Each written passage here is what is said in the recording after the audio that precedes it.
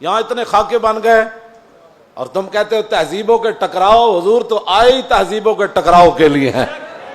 تہذیبیں نہیں، حضور آ گئے. ہم ان تہذیبوں پر تھوکتے بھی نہیں ہیں جن کو تم تہذیب کہتے ہو. جن کو اپنی ماں اور بہن کا پتہ نہیں ہے وہ کون سی تہذیب ہے؟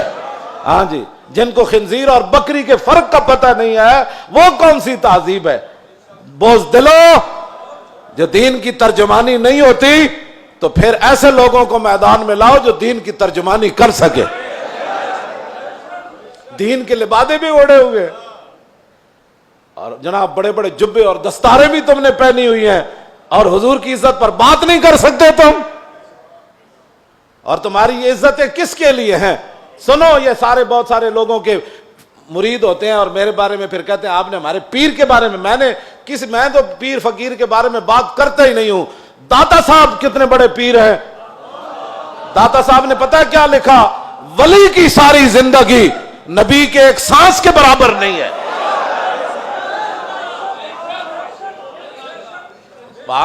صرف نبی کے بعد امام الانبیاء کے تو خلق سے اولیاء. یہ داتا صاحب کشف المحجوب لکھی گل ہن گل کرو تسی. جدوں حضور دی عزت دی گل آوے تے پھر کھڑا کوئی نہ ہوئے پھر وہ پیر ہے.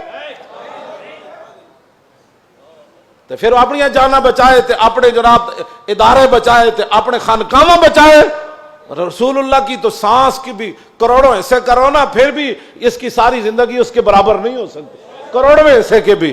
یہ تو داتا صاحب نے صرف انبیاء کی بات لکھی ہے. رہ گئی حضور کی بات تو خلق سے اولیاء اور فاق النبیین فی خلق وفی خلق ولم یدانو فی علم ولا کرم وکلہم من رسول اللہ ملتمس غرفا من البحر اور رشفا من الدیم وواقفون لدے عند حد من نقطۃ العلم او من شکلۃ الحکم. ایدہ تو میں ترجمہ نہیں کر سکتا انبیاء دی عظمت دی وجہ. امام بوسیری گل کتھے جا کے کی تھی کہ حضور دی شان کتھے جا کے ہے.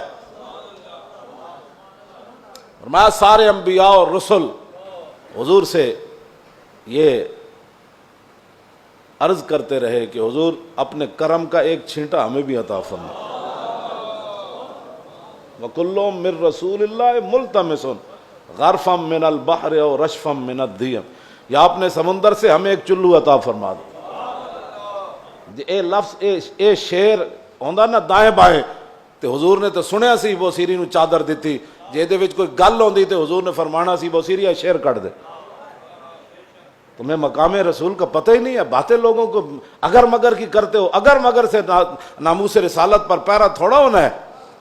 اگر مگر سے پیرا نہیں ہونا. پیرا رسول اللہ کی عزت کا ایسے ہی ہونا ہے جیسے صدیق اکبر نے پیرا دیا, جیسے فاروق اعظم نے پیرا دیا. باقی رہ گیا حضور کا جلال, تو وہ میں آپ کو پڑھ کے سنا دیتا ہوں کہ حضور کا جلال کیا تھا. مولا علی راوی ہیں اس کے. اب مولا علی کیا کہتے ہیں, غزوہ خندق کے موقع پر جب رسول اللہ پہرا دے رہے تھے ہمارے ساتھ کھڑے ہو کر, 25,000 کا لشکر خندق کے کنارے کھڑا ہے اور وہ یہ چاہتے ہیں کہ عمر بن عبد ود کی طرح ہم اپنے گھوڑے دوڑا کر خندق کو عبور کریں اور مدینہ پاک پر حملہ آور ہو جائیں, حضور پر حملہ آور. حضور خود پھر تلوار پکڑ کے کھڑے ہو گئے. اور جب رسول اللہ بھی کھڑے تھے وہاں تو سورج غروب ہو گیا. حضور کی ظہر کی نماز بھی قضا ہو گئی. جب عصر کی نماز قضا ہو گئی تو محبوب, یہ بھی حضور کی رحمت للعالمین بھی ہے, یہ بھی خلق عظیم ہے. تم نے کون سا خلق عظیم کی مثالیں دیتے ہو؟ مائی کوڑا پھینکتی تھی اور تم یہ باتیں لوگوں کو سکھاتے ہو فلاں کو معاف کر دیا. وہ حضور کا اپنا حق تھا, معاف کیا. امتی کو حق نہیں بنتا کہ وہ حضور کی طرف سے خود منصف بن کے لوگوں کو معاف کرتا رہے. یہ قیامت کو فیصلے ہوں گے کہ رسول اللہ نے کس کو معاف کیا اور کس کو معاف نہیں فرمایا. ہم کون ہوتے ہیں حضور کے حق معاف کرنے والے؟ اب جب سورج غروب ہو گیا تو ذرا سنیں حضور کا دعائے جلال کیا تھی. یہ میں اس لیے سامنے پڑھ رہا ہوں تاکہ لوگوں کو پتہ چلے کہ بھائی جو ہم باتیں کرتے ہیں نا وہ غیرت والی باتیں لوگوں کو ہضم کیوں نہیں ہوتی. وہ چاہتے ہیں کہ فرانس حضور کے خاکے بھی بنائے اور ہم مذمت کر کے فارغ ہو جائیں, اور ان کے اندر اتنی غیرت ہو کہ ان کے صدر کے خلاف بات ہو تو وہ اپنا سفیر واپس بلا لیں.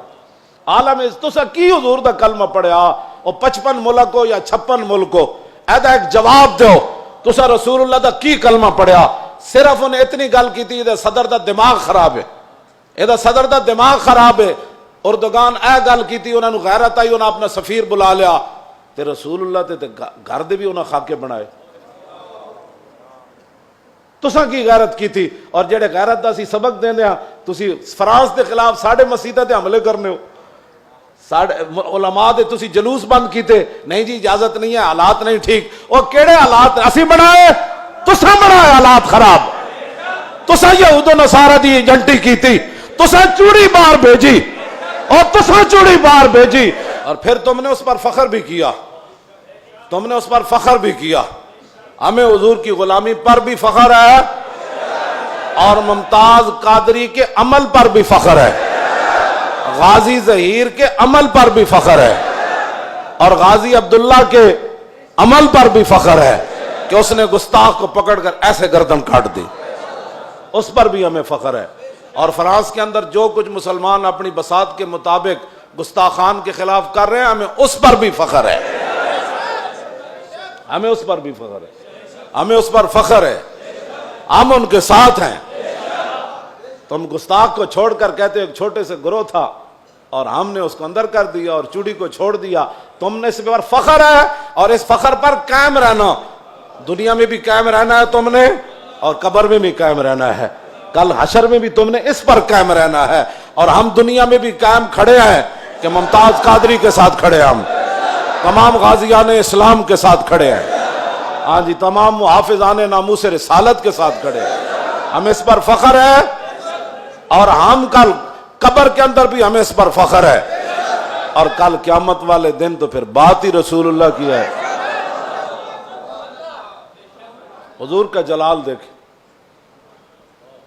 حضور کا جلال دیکھیں، حضور نے کیا فرمایا جب سورج غروب ہو گیا تو عن علی، مولا علی کہتے ہیں ان رسول اللہ صلی اللہ علیہ وسلم قال یوم الخندق ملا اللہ بیوتہم وقبورہم نارا کما شغلونی عن الصلاۃ الوسطی حتی غابت الشمس۔ مولا علی فرماتے ہیں جب سورج بالکل قریب جا پہنچا اور غروب ہونے کے جب قریب ہوا تو حضور نے اس وقت کیا فرمایا؟ یا اللہ انہوں نے ہمیں عصر کی نماز نہیں پڑھنے دی، اب ان کا کیا علاج ہے؟ یا اللہ ان کے گھر بھی ان کی قبریں بھی آگ سے بھر دے۔ یہ بھی تو بتاؤ نا خلق عظیم، یہ بھی لوگوں کو بتاؤ۔ کہتے حضور نے یہ جملہ فرمایا ادھر سورج غروب ہو گئے، تو یہ بھی بتاؤ کہ رسول اللہ نے کیا بات فرمائی پھر اس موقع پر۔